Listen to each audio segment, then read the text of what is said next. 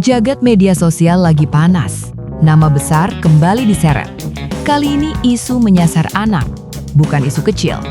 Isu ini menyebut Lily, anak adopsi Raffi Ahmad dan Nagita Slavina. Netizen tertentu menuduh Lily sebagai anak dari Bobi Nasution dan perempuan bernama Clara. Tuduhan ini langsung bikin kolom komentar meledak. Banyak orang kaget, banyak juga yang marah. Isu ini muncul bukan dari pernyataan resmi, bukan dari media kredibel. Isu ini lahir dari unggahan spekulatif. Ada akun yang menebak kemiripan wajah, ada yang mengaitkan waktu kejadian, ada yang memelintir potongan cerita lama. Semua tanpa sumber jelas, semua tanpa data. Pola ini sering terjadi di media sosial. Satu asumsi dilempar, akun lain menguatkan, lalu narasi liar terbentuk. Dalam hitungan jam, isu menyebar kemana-mana. Banyak orang ikut komentar, sedikit yang cek fakta. Akhirnya, tuduhan dianggap kebenaran. Nama Lily jadi sasaran, padahal Lily adalah anak. Ia tidak punya kendali atas masa lalunya. Ia juga tidak punya ruang membela diri. Tuduhan ini langsung menyentuh ranah sensitif, ranah anak di bawah umur. Di titik ini publik seharusnya berhenti, tapi kenyataannya, isu malah makin digoreng. Raffi Ahmad dan Nagita Slavina sudah lama bicara soal adopsi Lily. Mereka tidak menutup-nutupi. Mereka jelaskan prosesnya. Mereka tempuh jalur resmi. Mereka ikuti aturan hukum. Informasi ini bisa kamu temukan di banyak wawancara lama. Tidak ada yang disembunyikan. Raffi dan Gigi juga tegas soal privasi Lily. Mereka tidak mau masa lalu Lily jadi konsumsi publik. Sikap ini wajar. Banyak pakar perlindungan anak sepakat. Identitas anak adopsi wajib dilindungi. Ini bukan soal selebritas. Ini soal hak anak. Namun netizen tertentu tetap memaksa narasi sendiri. Mereka pakai logika cocok logi, mereka bandingkan foto, mereka cocokkan tanggal, mereka abaikan konteks, mereka abaikan etika, mereka lupa satu hal penting. Tuduhan tanpa bukti adalah fitnah.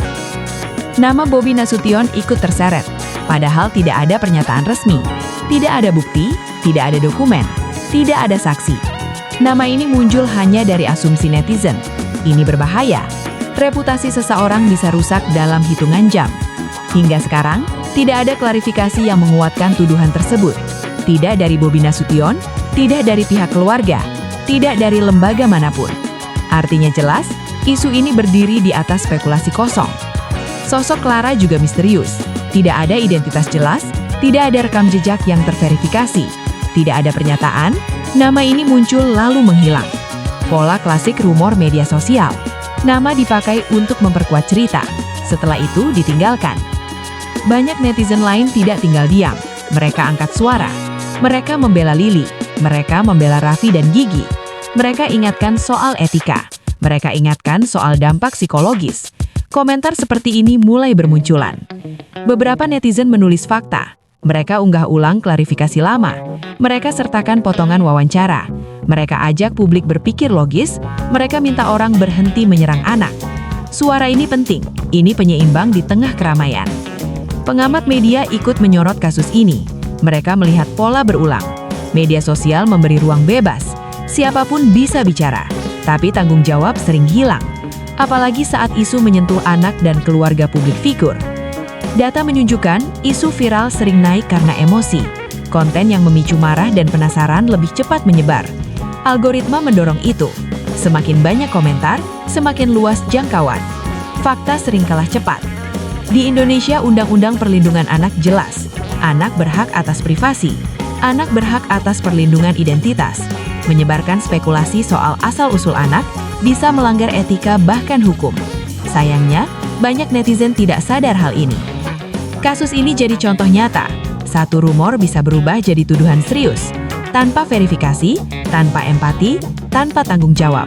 Dampaknya panjang, nama anak bisa terbawa seumur hidup. Luka psikologis tidak terlihat tapi nyata. Raffi dan Gigi memilih tidak terpancing. Mereka fokus melindungi Lily. Sikap ini patut dicatat. Tidak semua isu perlu dibalas. Kadang diam adalah bentuk perlindungan, terutama saat yang diserang adalah anak.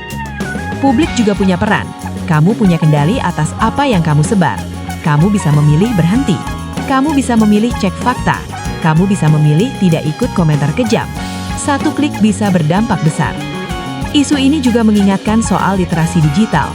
Banyak orang masih sulit membedakan fakta dan opini. Banyak yang percaya karena ramai, bukan karena benar. Ini masalah serius di era media sosial. Jika kamu lihat isu serupa, lakukan langkah sederhana. Cari sumber, lihat siapa yang bicara, cek rekam jejaknya, bandingkan dengan pernyataan resmi. Jika tidak ada bukti, berhenti di kamu. Anak tidak pernah minta dilahirkan dalam sorotan. Anak tidak memilih orang tuanya.